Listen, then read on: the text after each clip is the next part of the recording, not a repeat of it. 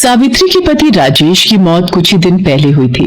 जिस वक्त राजेश अपनी 5 साल की बेटी पिंकी को स्कूल से घर लेकर आ रहा था, तभी सामने से एक तेज रफ्तार ट्रक सामने आ गया। राजेश ने पिंकी को तो वक्त रहते दूर धकेल दिया, लेकिन वो खुद को नहीं बचा सका। पिंकी बेचारी पहले से ही उस हादसे से सहमी हुई थी।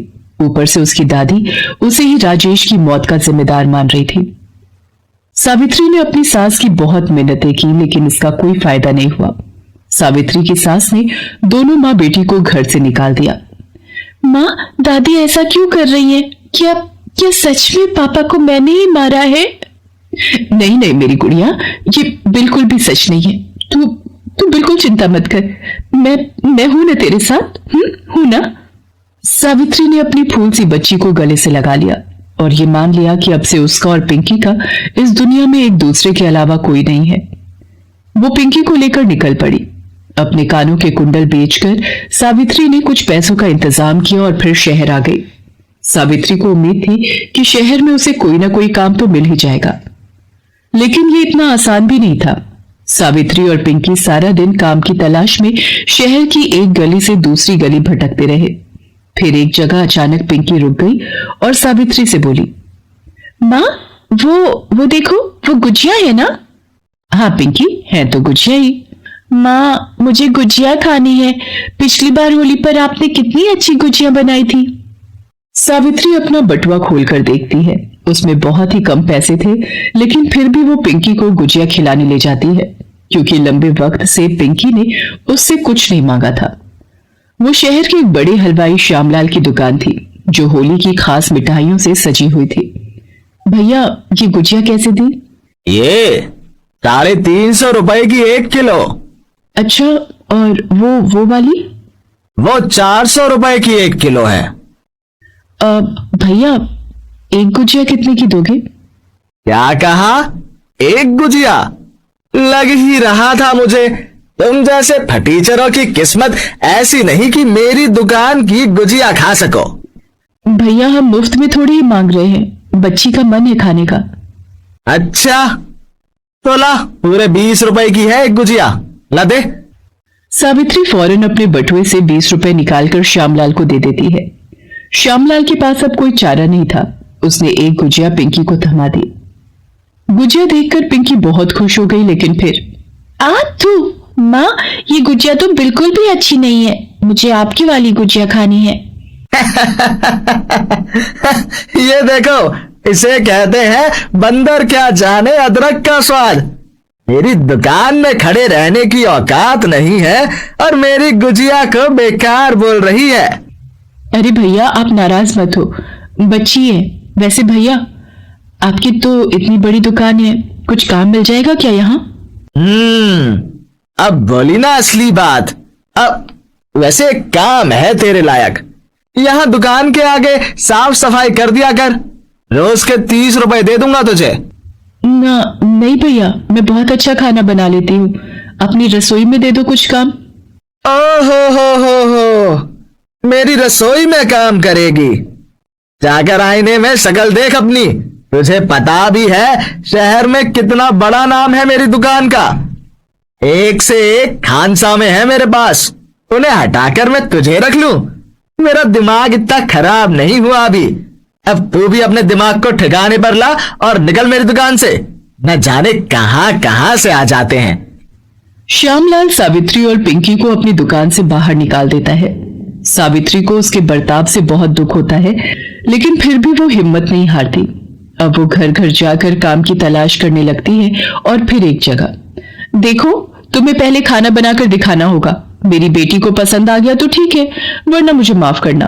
वो क्या है ना, मेरी बेटी के खाने को लेकर बड़े नखरे हैं। आप चिंता मत कीजिए मेम साहब, मुझे उम्मीद है कि बेबी जी को मेरे हाथ का खाना पसंद आ जाएगा। वो घर मालिनी का था। शहर की बड़ी सोसाइटी में वो एक आलीशान घर था। घर के हर काम के लिए अलग अलग नौकर थे वहां, और वहां अब सावित्री को अपनी जगह बनानी थी। उसने पूरी मेहनत से खाना बनाया और फिर डाइनिंग टेबल पर। ये क्या मॉम, आपने तो कहा था कि नई कुक है, लेकिन खाना तो वही पुराना लग रहा है। और ये क्या है? ये दाल ढोकली है बेबी जी, ये बैंगन का भरता और ये खीर है। एक बार खाकर देखिए। ओके, बट अगर मुझे टेस्टी नहीं लगा तो मैं आगे नहीं खाऊंगी, ठीक है? आप बुरा मत मानना फिर। जी बेबी जी, कोई बात नहीं, अगर आपको पसंद ना आए तो आप मत खाना। निशी सावित्री का बनाया हुआ खाना चखती है और उसके बाद तो वो रुकती ही नहीं। अरे निशी, कुछ बताओ तो सही, कैसा लगा खाना? मॉम रियली इट्स ऑसम, अब मुझे खाने दो।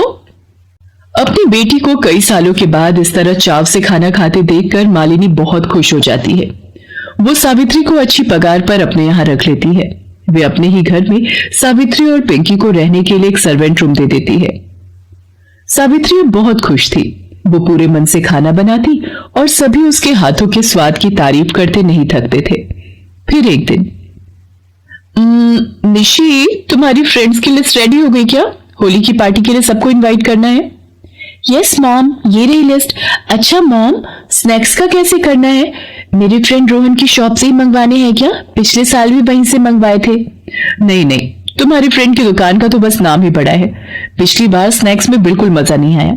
इस बार कोई और केटर देखते हैं। पास ही खड़ी सावित्री ये सब सुन रही थी।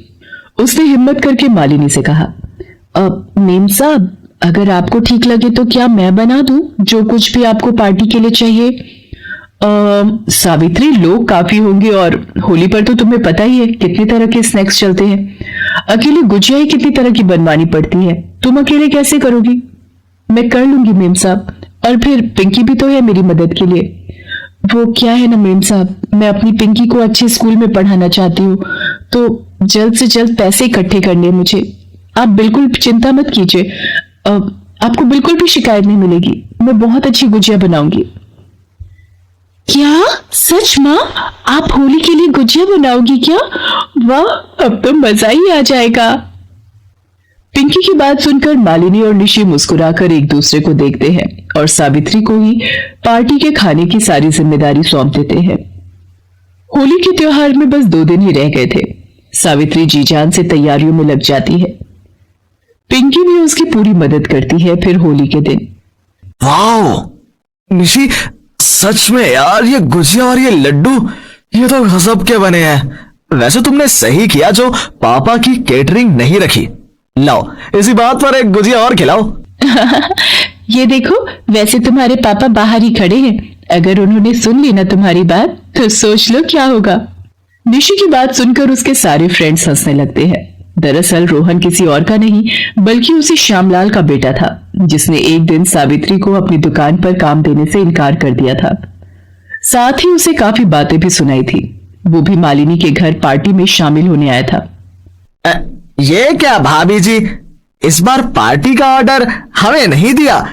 इस बार मेरे यहाँ ऐसी गुजिया बनी है कि लोग गुजिया के साथ साथ अपनी उंगलियां भी खा जाते, पार्टी की रौनक बढ़ जाती।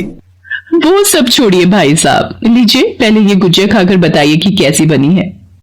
श्यामलाल मालिनी की दी हुई गुजिया खाता है और उसे खाते ही उसके चेहरे के हाव भाव ही बदल जाते हैं। अरे अरे, ध्यान से भाई साहब, उंगली मत खा जाइएगा। गुजिया अच्छी है। वैसे किसे ऑर्डर दिया इस बार? अपनी हाउस कुक को। ये सारे स्नैक्स उसी ने बनाए हैं। अच्छा, ये तो बड़ी अच्छी बात है। जरा मिलवाइए तो। मालिनी श्यामलाल को सावित्री से मिलवाती है। सावित्री को देखते ही श्यामलाल चौंक जाता है। उसे वो सब कुछ याद आ रहा था जो उसने सावित्री को उस दिन कहा था। वो तुरंत ही सावित्री के सामने हाथ जोड़ लेता है पर कुछ कह नहीं पाता। अरे पापा, ये क्या कर रहे हैं आप? ऐसे हाथ क्यों जोड़ रहे हैं? मां अन्नपूर्णा के स्वरूप के सामने हाथ ही जोड़े जाते हैं बेटा, और मैंने तो इनका अपमान किया है। शायद इसलिए होली जैसे बड़े त्योहार पर भी मेरी दुकान में रौनक नहीं है। इतना कहकर श्यामलाल की आंखों में आंसू आ जाते हैं। उसे अपने किए पर बहुत पछतावा हो रहा था। वो सावित्री से माफी मांगता है, साथ ही उसे अपनी रसोई में काम करने का ऑफर भी देता है। लेकिन सावित्री उससे कहती है, माफ कीजिए साहब, पुरानी बातों को तो मैंने भुला दिया है, लेकिन सच ये है कि मैं मेम साहब के यहाँ काम करना चाहती हूँ, क्योंकि यहाँ मुझे काम के साथ साथ घर और इतना अच्छा परिवार भी मिला है जो और कहीं नहीं मिल सकता। हम माँ बेटी की होली मेम साहब की वजह से ही मन पाई है, तो हम उन्हें छोड़कर कैसे जा सकते हैं। Please subscribe this channel.